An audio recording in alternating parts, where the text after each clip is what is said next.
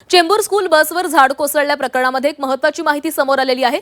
तटस्थ समिती नेमून चौकशी करा अशी मागणी मनसेकडून करण्यात आलेली आहे। या प्रकरणात उद्यान अधीक्षक निष्क्रिय आहेत ठरलेले आहेत असा आरोप करण्यात आलेला आहे। त्यामुळे मनपा प्रशासनाविरोधात तीव्र आंदोलनाचा इशारा मनसेने दिलेला आहे। चेंबूरमध्ये स्कूल बसवर झाड कोसळून एका विद्यार्थ्याचा मृत्यू झालेला होता आणि याच प्रकरणावरून आता मनसे आक्रमक झालेली आहे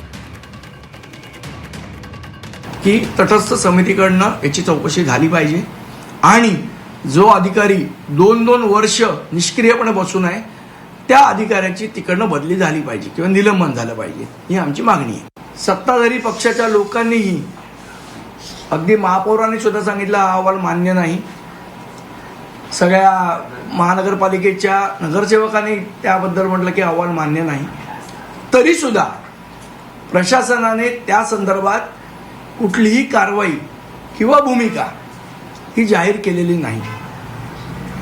त्यामुळे या सगळ्या गैरप्रकाराबद्दल, या सगळ्या असंवेदनशील वागण्याबद्दल महानगरपालिका प्रशासनाच्या विरोधात महाराष्ट्र नवनिर्माण सेना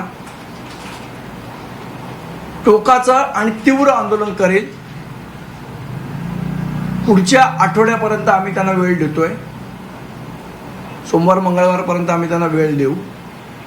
तोपर्यंत जर याच्यावर कारवाई झाली नाही तर महाराष्ट्र नवनिर्माण सेना या संदर्भात टोकाचं आणि तीव्र आंदोलन करेल आणि त्याची सर्वस्वी जबाबदारी ही महानगरपालिका प्रशासनाची असेल।